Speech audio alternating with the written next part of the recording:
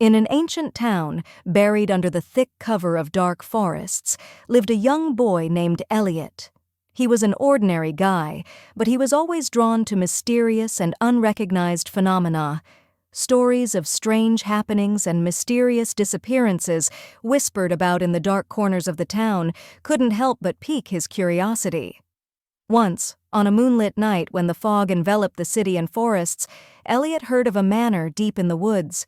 It was said to have been abandoned long ago due to unexplained phenomena and strange sounds coming from its old walls.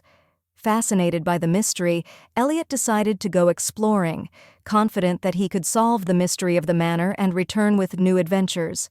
Thus, on that gloomy evening, with the moon shining only faintly through the dense clouds, Elliot gathered his gear and set off. With each step deeper into the forest, an inner voice warned him not to continue, but his resolve was unwavering. As he approached the manor, his heart beat harder. Old trees leaned over the road, making it seem as if they were trying to restrain or warn him, but he kept moving forward, persistently accompanied by his defiant thoughts. At last he reached an old building that seemed majestic in its oblivion. Abandoned windows and ruined walls gave it an even more gloomy appearance. As he stepped inside, he felt a coldness that permeated his bones, and the air smelled of mold and fading dreams.